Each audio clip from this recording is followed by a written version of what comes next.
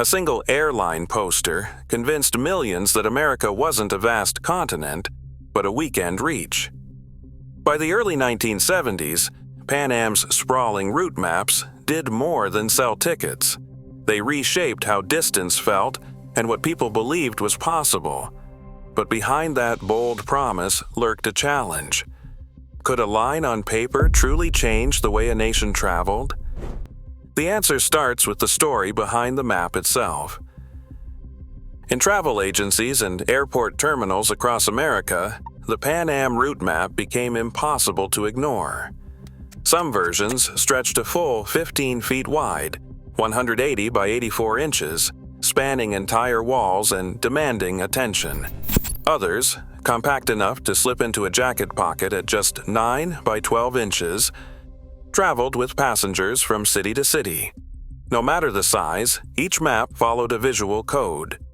Bold lines radiated from New York, San Francisco, and Los Angeles, connecting points that once felt distant or out of reach.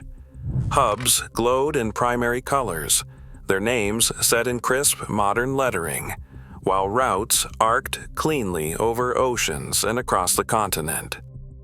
The design team behind these maps worked quietly, but their choices shaped the way millions saw the country. Mid-century colors and striking graphics did not just look modern. They suggested that the network was both vast and tightly connected. In travel agencies, the largest wall maps served as conversation starters. Drawing in would be travelers and giving agents a powerful sales tool. At airports, they offered reassurance.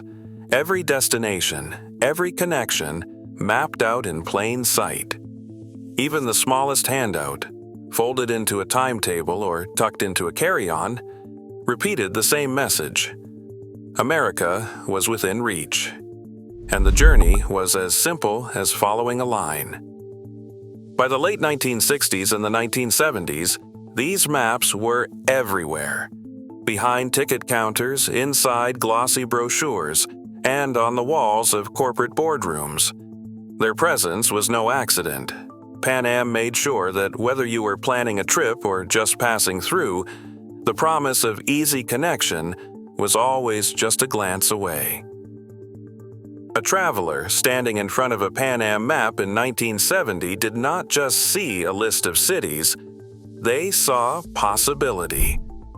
The design erased the jagged edges of real geography, flattening mountains, rivers, and deserts into a network of clear, confident lines. New York to San Francisco, Miami to Seattle, Boston to Honolulu, each path looked as close as a fingertip tracing across paper. For many, this was the first time the country felt truly connected, not in miles, but in hours. The bold graphics and glowing hubs did more than advertise destinations.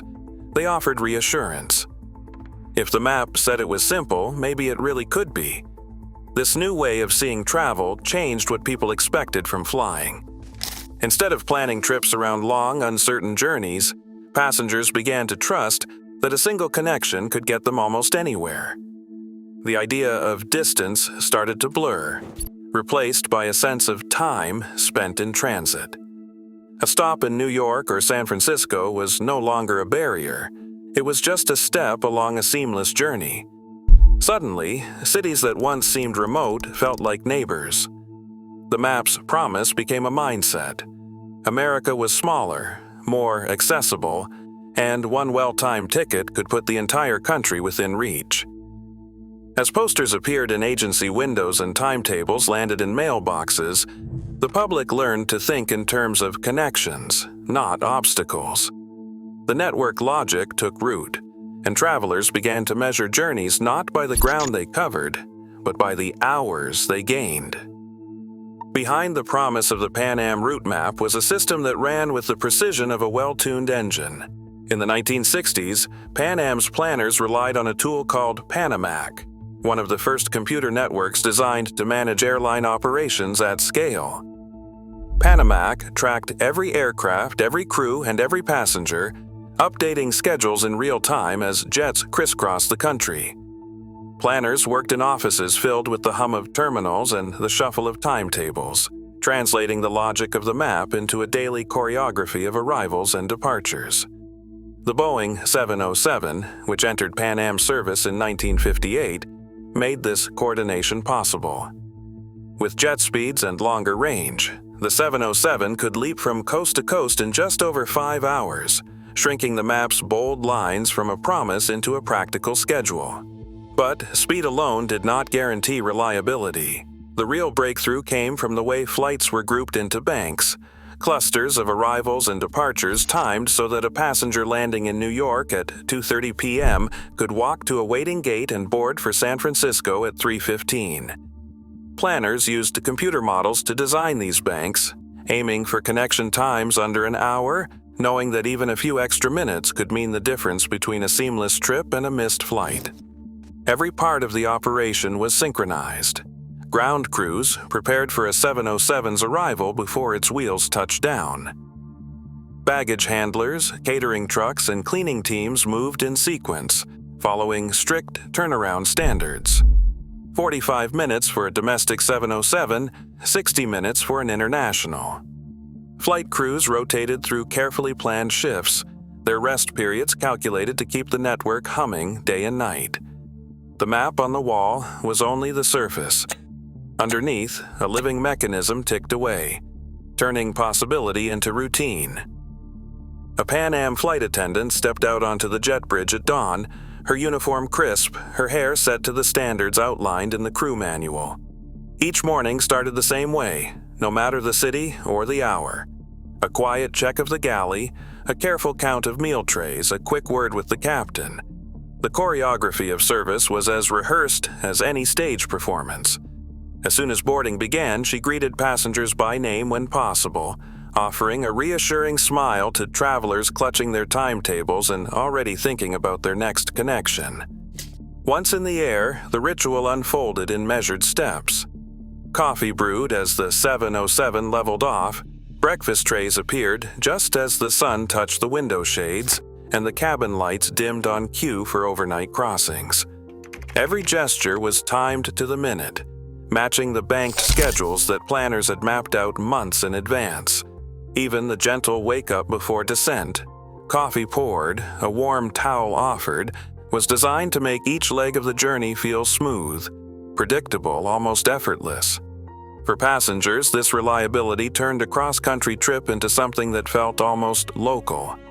A business traveler could leave New York on a Friday night red-eye, sleep through the crossing, and wake to a fresh breakfast over California. By Monday morning, the same routine played out in reverse, the ritual carrying them back to the East Coast in time for work. The map's promise, distance measured in hours not miles, became real in these small human moments, where a well-timed meal or a familiar face at the gate made the network feel personal. Pan Am's system did not just move people. It gave them a sense of belonging within the map's careful lines.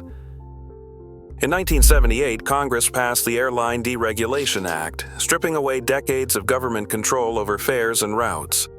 The effect was immediate. Dozens of new airlines crowded into the market, each eager to carve out a share of the skies. Fares dropped sharply, sometimes by nearly 1/5 within a few years, as carriers undercut each other to win passengers. For Pan Am, the carefully balanced schedule that once made the map feel so reliable now faced threats on every side. Rivals launched non-stop flights between cities Pan Am had always served through its hubs, and budget carriers lured away travelers with rock-bottom prices. The old logic, 1 or 2 hubs and perfectly timed banks, no longer guaranteed success. Pan Am's network, once the envy of the industry, suddenly looked exposed. The route map that had shrunk America now faced a marketplace where every line could be challenged and every connection was up for grabs. Open any flight search app today and the old Pan Am logic is quietly at work behind the scenes. 3 rules still shape the way trips are sorted and sold. First, the shortest total travel time wins, even if it means a quick connection through a hub. Second, a layover of 45 to 60 minutes is the sweet spot. Less feels risky, more feels like a waste. Third, Overnight flights turn distance into sleep, letting travelers cross the country without losing a day. These rules, born from Pan Am's schedules and maps, now run in the background of every booking engine. Whether choosing a red-eye or a one-stop through Dallas, travelers are following a pattern set decades ago, often without realizing it. Every flight search today, every map, every algorithm still runs on Pan Am's logic, turning miles into minutes and the world into a network of possibility. The lines they drew now shape how we live, work, and connect. Distance shrinks, but our sense of what is possible keeps expanding.